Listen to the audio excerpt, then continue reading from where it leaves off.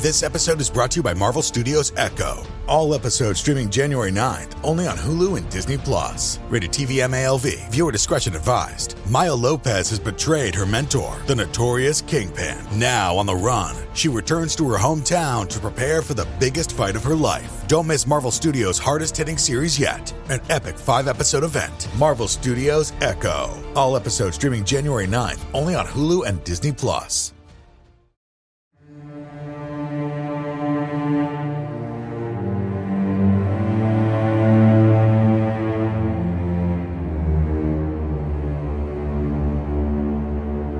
Hello, and welcome to Scare You to Sleep. I'm your host, Shelby Scott, and I'm here to read you a couple of bedtime stories.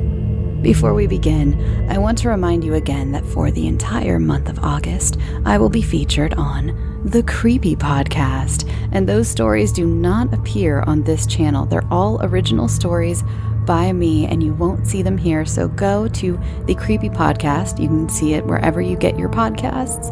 And this week's episode was so much fun. It's about an influencer who was offered a free cruise and, well, horror ensues. It's a found footage as well, so if you're into that genre, I think you'll really enjoy it. It's called The 80s, and the other one is called Powerless, and they're both very different stories. So again, go check out the Creepy Podcast. There's also a new episode of my other show, Historic Hangouts, and we're back after our hiatus. I apologize for the break, the unannounced break, and we discuss the Birdcage Theater in Tombstone, Arizona. It's quite an off-the-rails episode, so if you're looking for some chaos in your life, please go check out Historic Hangouts, again, wherever you get your podcasts. This week, I have for you 2 tales. This first is by Connie Lee, whose other story you may remember from the show, Helen's Hickory. Connie is a writer professionally and creatively from Southern California. When she's not working or coming up with a new story, she loves watching and reviewing the newest movies and shows, trying new foods, and spending time with her cats and family. This week she has for us the Melville Theater. Death leaves a heartache no one can heal. Love leaves a memory no one can steal. An Irish headstone.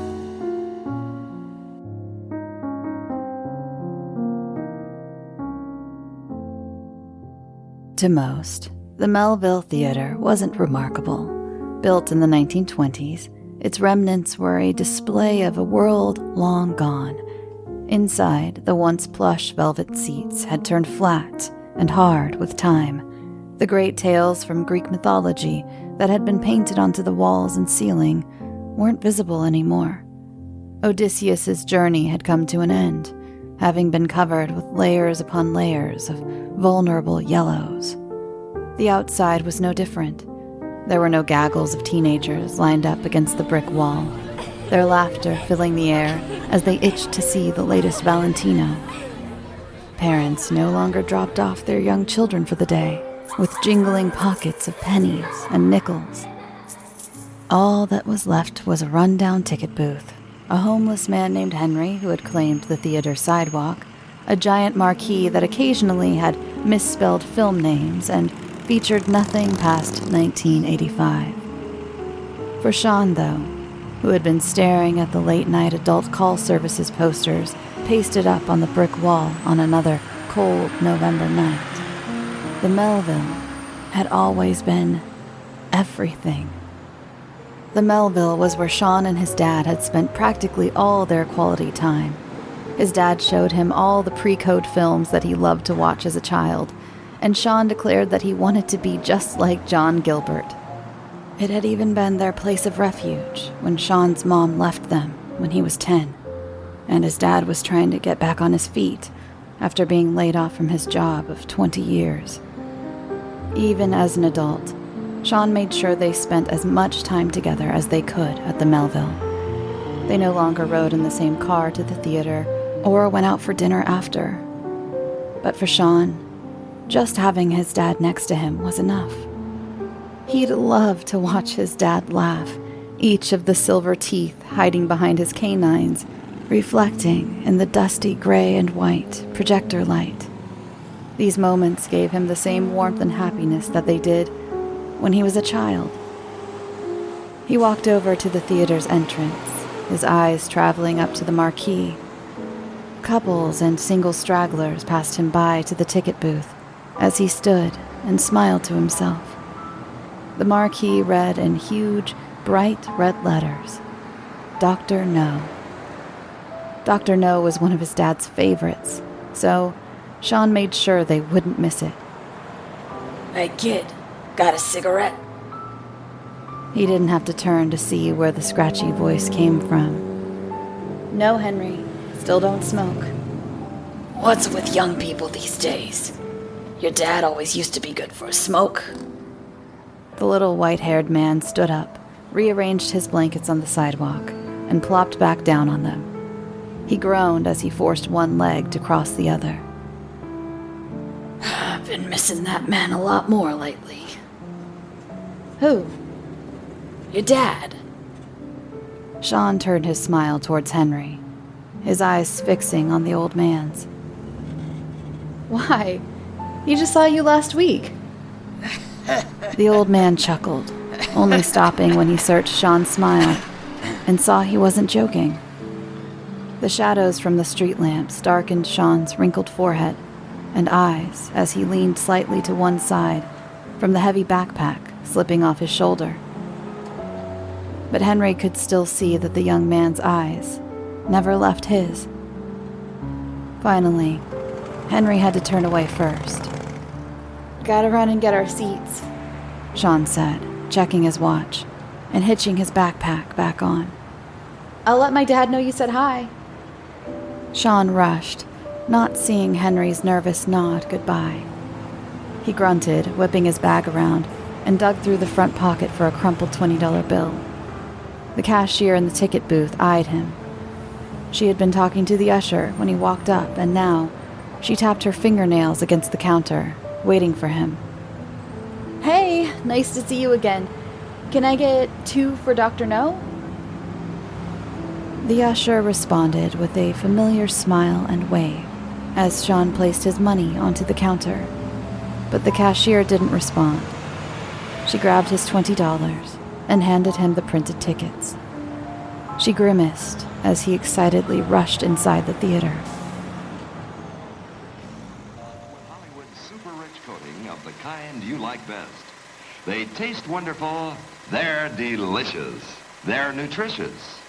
Get one at our confection counter in the lobby now.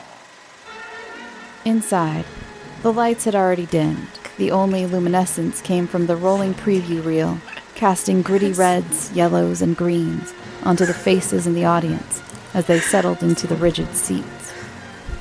Whispered chatter and rustles from popcorn bags filled the room as Sean made his way to his usual seat. 5th row from the front, second to the last seat on the right.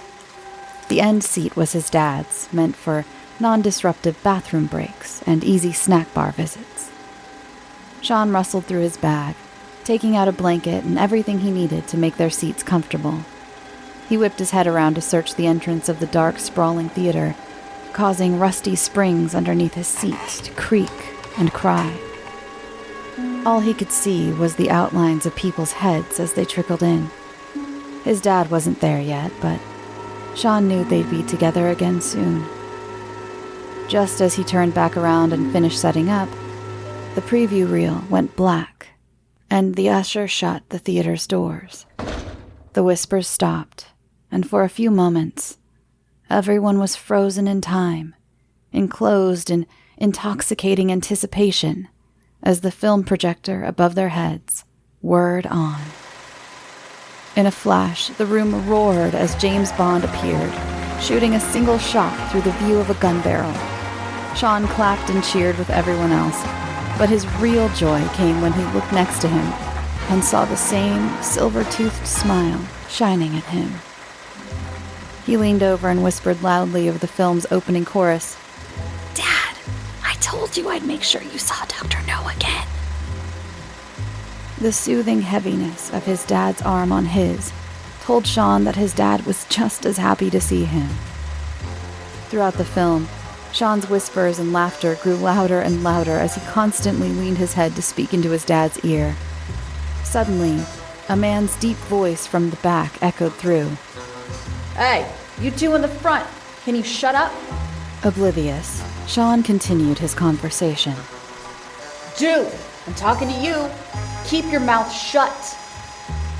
After a few more tries to no avail, the man the voice belonged to shot up out of his seat and stomped his way down to the front row.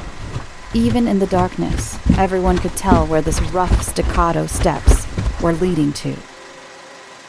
How many times do I have to tell y'all to keep your mouth shut? Futuristic whirring and red flashes from the abandoned area sign in the film's climax engulfed the man's senses as he approached the fifth row. He stopped in front of Sean's dad's seat, his eyesight unable to break through the loud reds, blacks, and smoky gray that pulsed through the room. Once the room brightened up enough again, he looked down and finally saw what he'd been shouting at. His narrowed eyes widened all the way to his hairline. Below him, Sean struggled like a child who had just gotten caught being naughty on a playground. Stop.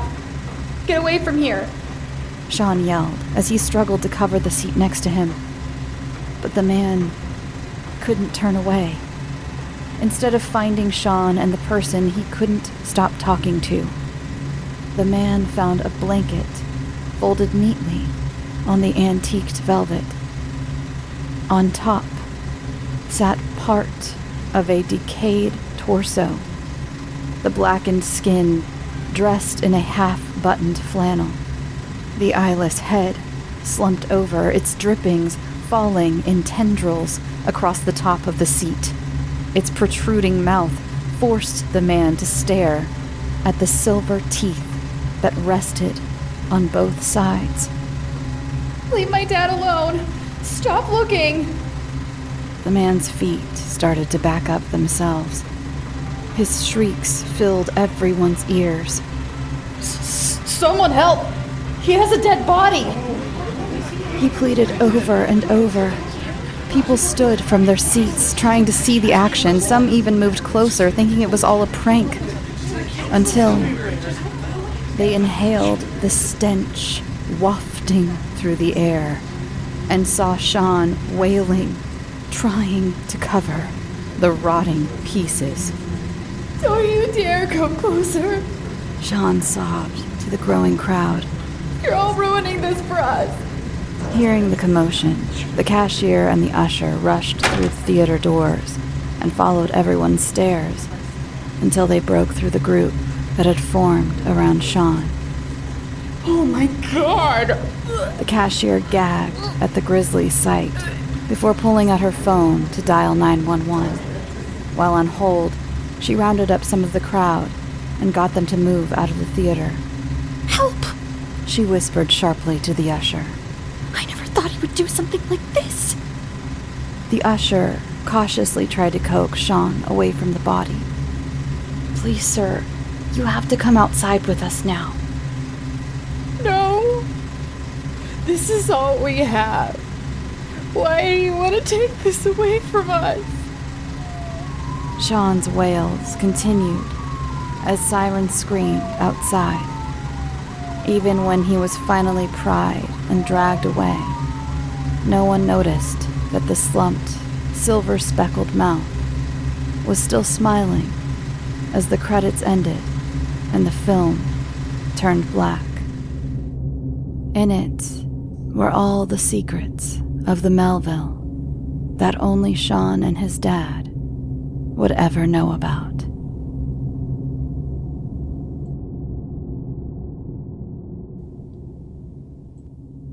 And last up this evening, I have for you a story by Olivia Valdez. Olivia is a stop-motion filmmaker based in LA. You can follow her work on Instagram at Olivia Marie Valdez, or find more of her writings on Patreon at patreon.com/Mina1818. Seriously, check out her work. It's stunning and horrific and so original. Stop motion is like magic to me. It's one of my favorite forms of animation, and I'll link those in the show notes so you can go find her. This week, Olivia has for us Grandma's Not Well. Hey there, it's the new year. You've got mood boards and resolutions, and work is back in full swing, and you don't need any extra stress in your life. And Factor's ready-to-eat meal delivery takes the stress out of meal planning and sets you up for success in the new year. Skip the grocery stores, prep work, and cooking fatigue. Instead, get chef-crafted, dietitian-approved meals delivered right to your door, with over 35 meals to choose from per week, including options like keto, calorie smart, vegan plus veggie, and more. Plus over 55 weekly add-ons. You'll have a ton of nutritious and flavorful options to kickstart your resolutions. Forget frantic lunch preps and rush dinners. Factor's 2-minute meals are your secret weapon in the new year. Fuel up fast with restaurant-quality meals, all delivered right to your door. Factor now offers loads of snack options like breakfast, smoothies, juices, snacks, and more to keep me going no matter what's on the schedule. Skip the overpriced takeout trap.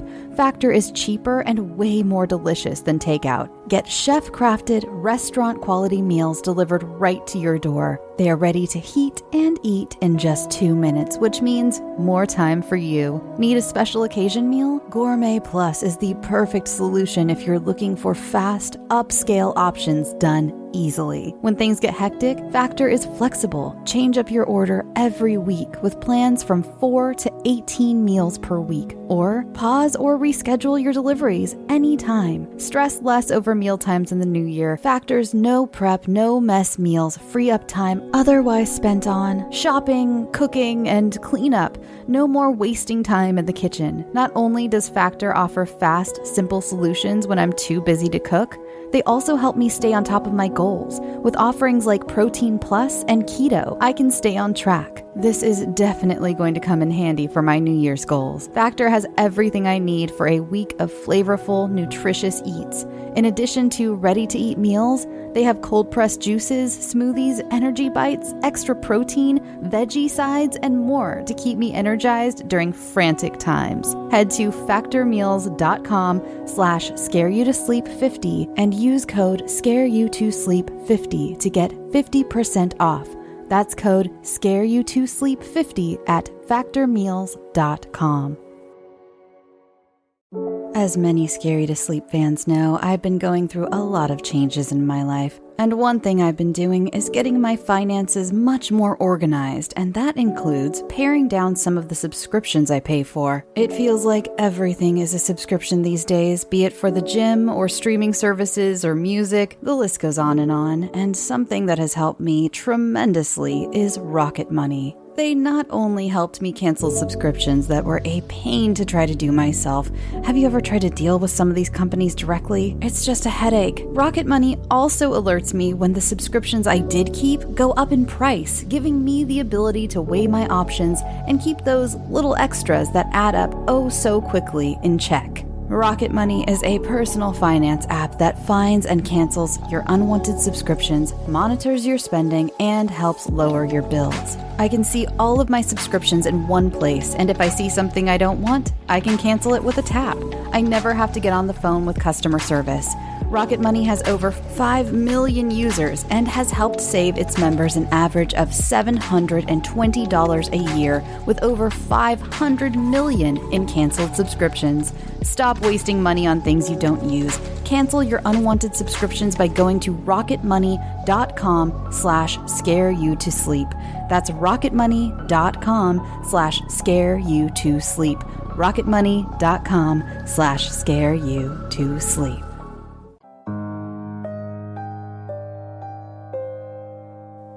My grandma had only been in the residence home here in Florida for a little over a month. It's close by, about a 5-minute drive. I decided to move her there and out of my house since her dementia was getting worse. I just couldn't look after her myself anymore. I initially took her in about a year ago. I quit my job as an HVAC tech to become her full-time caretaker. Since then, every day has been a battle. probably gonna get hate for saying this, but my life doesn't matter anymore. Only hers. The things that make me happy. Skyrim, lifting. Yeah, I don't do those things anymore. Not for about a year now.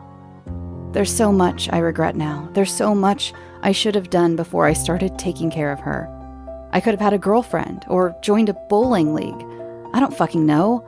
I don't like bowling, but knowing I could have joined a bowling team, that's the kind of thing I took for granted. The option to do something, to be someone. Now, I'm only a sponge in an old lady's bath. Anyway, I love her, so I did the best I could. After all, it was just the two of us left in the family. When Mom died, we had no one else, just each other. So I took her in, and she got bad pretty quick. It's so strange how the mind reverts back to a childlike state as you get older. At the onset of her disease, she loved to scare people. She'd hide around corners and pop out shouting, "Boo!" with her hands outstretched as I approached. It annoyed the hell out of me. I'm a jumpy person as is, so I had to ignore the fight instinct when she'd jump out. Grandma would start to say that she knew everyone too. "Oh, George Clooney. Yes, he's from Antonito, my town." I think it gave her something to contribute when she wasn't sure what was going on in a conversation. "Oh, they're from Antonito." I was pretty much able to say it with her, predicting when she'd want to say it. So yeah, I started with playful things like that. Then came the imaginary people. "Cousin Linda came over today. She said hello." We never had a cousin Linda, and I know no one came by. Then, the imaginary situations. "Senor Lopez says he's in love with me." Our happily married neighbor most likely did not say that to my sweet old grandma. It was frustrating. I didn't know how to tell her all this shit was in her head. I usually just opened a beer, poured her some wine, and said, "That's not true, Grandma. You're wrong," as gently as I could. I'd kiss her head and hoped her imagination would settle down for the night. Then, she started running away. I'd find her at the neighbor's house, after looking all over for her, under the beds, in the bushes, outside, checking if the car was gone, panicking that the worst had happened. But she was just at the neighbor's the whole damn time, or more humiliating, Mr. Lopez would bring her back home himself. I'd be so embarrassed telling him it won't happen again, knowing damn well it would. I don't know what imaginary situations she was feeding him, but he began to really resent me. How dare he mistrust me? I'm the only one taking care of my grandma. I don't see him brushing her teeth. After enough empty threats to call the police, I figured he'd just be happy if she was gone. I could handle all that well enough on my own. I've always been a fighter. What I can't handle is this demon she's been talking about. She says it comes to her when I'm not around. She's terrified of this thing, practically shakes when she tells me about it. Glowing red eyes, long black claws, sharp white teeth, pointy horns. She's always been a deeply religious woman, so I figured all that demon talk was coming from somewhere deep in her beliefs. But the worst part was, I started to find bruises all over her body, around her wrists, even around her neck. In the bath the other day, I thought I saw a scratch across her stomach. God damn it. It's so sad. She's hurting herself now. How can I deal with that? Restrain her whenever I'm not in the room? No. I tried locking her door at night. The only benefit of that was I got a full night's sleep for once. Maybe locking her in there with herself was the worst idea. I'd go get my grandma out of bed in the morning and she'd be laying there, shivering, with her eyes wide open, staring into the distance, clutching her sheets to her chin. "He was there, Hito. He's gonna get me." Now I was getting scared. I didn't want her hurting herself anymore. Who knows how bad it could really get if I didn't get her some real help. So, I took her there, to the residence home about 5 minutes away. If Saturdays are for the boys, then Sundays are for Grandma. I go there every Sunday at noon on the dot. We have lunch together and I tell her stories. Sometimes I like to make up a story about my latest internet crush. I tell my grandma how we've met, fallen in love, how she can't picture anyone in her life but me, how I make her so happy. I haven't really had time to date, so it's fun to fantasize. My grandma would ask, "Any boyfriends or girlfriends, Etho?" I wanted to reply with, "How could I? I'm always with you." But I never did. Instead, I smiled, held her hand, and made something up. Grandma usually just sat there, smiling, nodding, and reacting along to whatever tale I told her. She's a happy one, Grandma. She always greeted me with a big hug, usually thinking I'm another relative or old friend or someone else. But that day was different. To start, it was a Monday. I don't usually see her Mondays now, but I got a call from her facility. Mr. Amaro? Yes? It's Stephanie with Sunshine Living Residence Home. I'm calling about your mother. My grandma, you mean. Mom's dead. What did she do? No, she's fine, but she's been asking for her family all morning. You're the only kin I have on file, so I thought I'd see if you were free. Are you able to visit her today? She seems a little lonely and could use the company.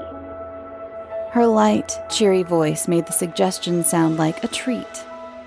It wasn't in my plans for the day, but what else am I going to do? I hadn't gotten my job back yet.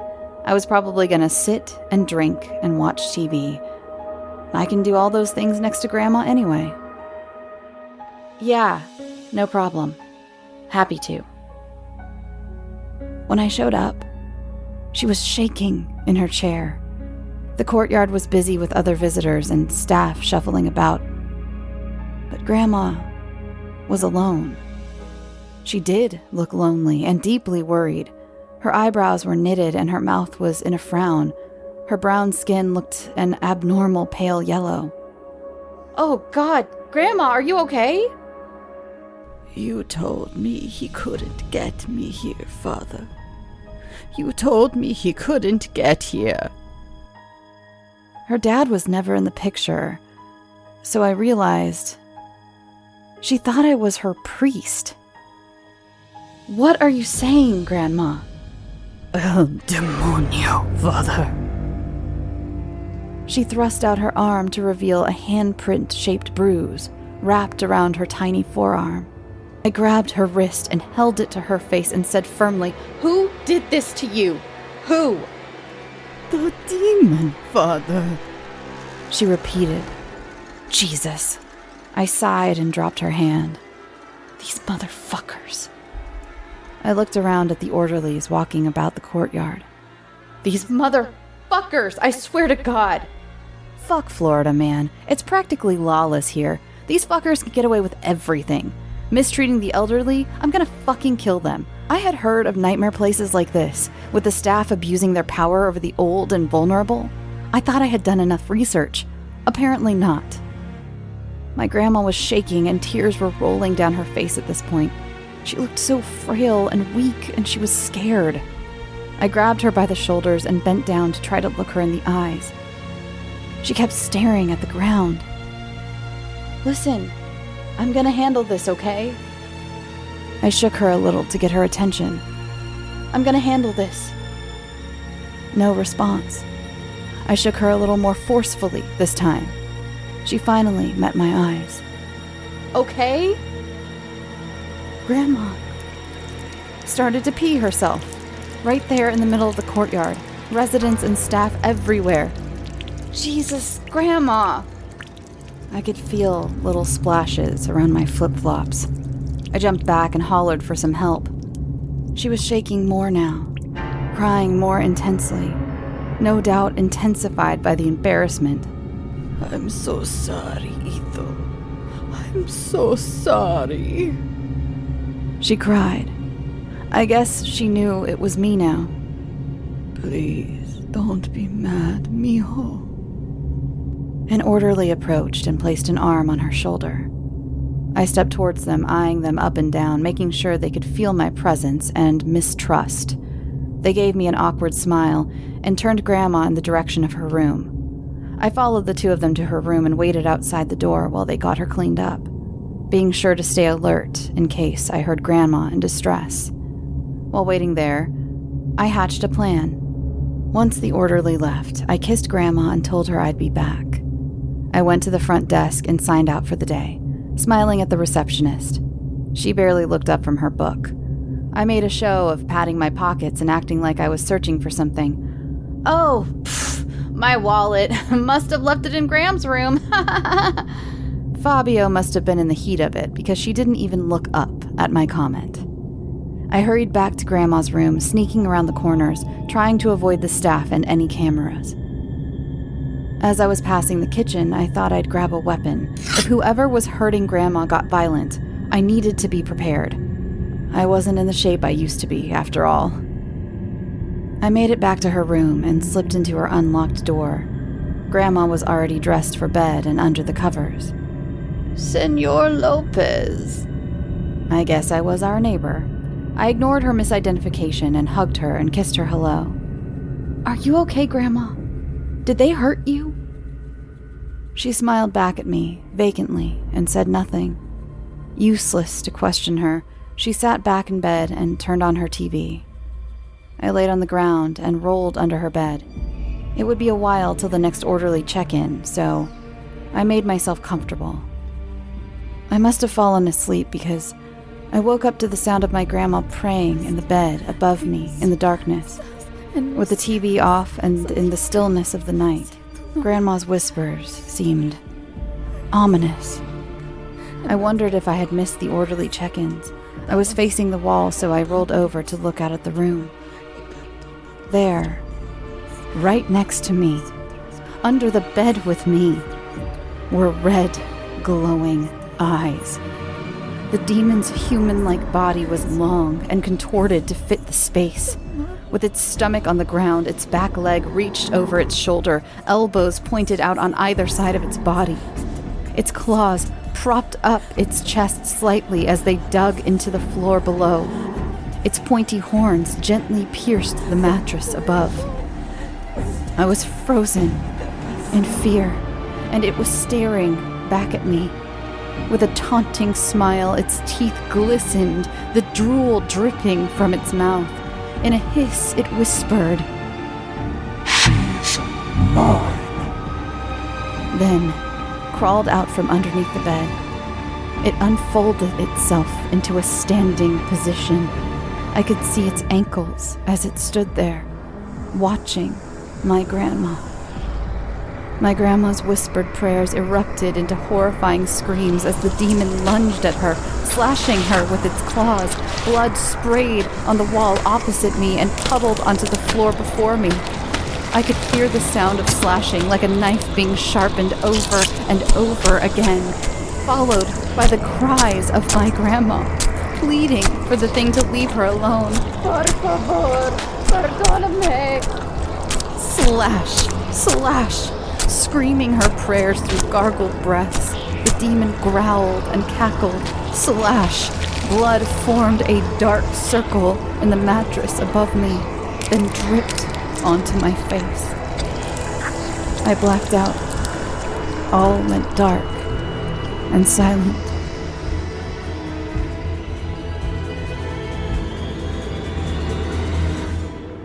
When I came to, I was standing over my grandma's bed, staring at a bloody mess of sheets that I assumed was her body, with a knife in my hand.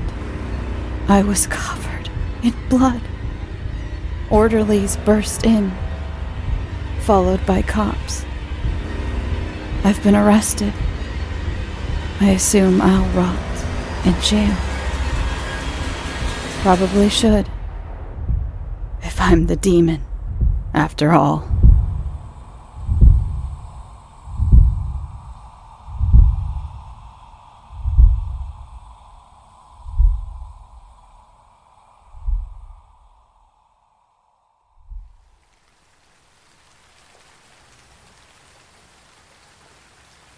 Thanks for listening, and thank you so much to my two authors this week, Connie Lee and Olivia Valdez. Both of your stories were somehow, I felt like they went together. I can't put my finger on what it was, but something about the twists at the ends of both of them felt copacetic. I don't know what it is. Maybe someone can explain it to me. But thank you so much for your stories, and I hope you enjoyed listening. And if you're new to the show from Creepy, which I've been getting a lot of new listeners from over there, John is a saint, and I can't thank him enough. But if you're new to the show, obviously this show is a little different than Creepy. I read all the stories. It's more like someone just reading you bedtime stories. And if you'd like to know more or follow the show along, you can find me on social media at scareyoutosleep on Twitter and Instagram, and there's a Facebook group, a very active Facebook group, may I add. You guys are so active. It's been great. You put together a super fun movie night last Saturday, August 5th, this Saturday the 5th, and we watched Evil Dead Rise together on the voice chat, and it was just a blast. It was so great to hang out with all of you, and I really appreciate the people from the Facebook group who put that together. Thank you. If you have a story you'd like me to read on the show, you can submit it to scareyoutosleep@gmail.com. And again, to my new listeners, I am a one-man show, a one-woman show, and I don't have a team or anything, so please excuse me if I don't get to your submission very quickly. I have a lot of submissions, luckily, but I'm only one person, and so it takes me a little while to get to them. What else can I say? I feel like I need to be welcoming people every single week. I also have a Patreon. If you go to patreon.com/scareyoutosleep, you can get this show for as little as $1 a month ad-free. And then starting at $3 and up, you get bonus episodes. So if you'd like the show ad-free, go over to Patreon. And I thank all my patrons. And let's see. Oh, another thing, new people, if you're here, I do a little thing at the end of my show called a ramble. I don't do it for my creepy episodes because it's not really John's style, but I do a ramble at the end of each episode where I decompress, talk about my life, talk about my week, and just kind of let us all drift off into dreamland, or just kind of chill out and feel a little less afraid after those very scary stories. And honestly, this week, I don't have much to talk about. I've mostly been working. I basically work. I haven't had time to go to the gym. I did do a little baking, if you're keeping up with baking. I did that white bread recipe again that I mentioned, I believe, last week. And it, again, just phenomenal. It was great. And the recipe has you divide the dough. This time I just put it all in a 9x5 loaf pan and cooked it a little lower heat, a little bit longer time. Fantastic. Absolutely fantastic. And you end up with this big, like cartoonishly big, beautiful loaf of bread. It literally looks like bread from a cartoon. And it smells heavenly. Absolutely. It makes your whole house smell amazing. Every time I open the little container I keep it in, it's just like I want to inhale it for days. I also made peanut butter chocolate chip cookies. I'm not even going to give you the recipe. It was kind of lackluster. I used a certain recipe. I'm not going to besmirch the recipe maker, but it's like they lacked flavor. It was just weird. You know, every once in a while you come across a dud recipe, and that's okay. So don't ask me for that one. I tell you all the time, feel free to ask me for recipes. I won't send you that one because it just wasn't very good. Again, it was something about it. It just didn't have much flavor, and I don't understand why with the ingredients that went into it. I don't know. Anyway, moving on. Let's not dwell on bad recipes, shall we? You heard up top, for those of you who listen to Historic Hangouts, there is a new episode. Yes, we did take a week off on accident. We both, between Midsummer Scream and I have, 2 episodes a week now to put out between me and Creepy and other things. I'm working on Skin Crawl as well, my almost announced project. It's been kind of announced, but we don't have a date yet that we're going to be releasing it.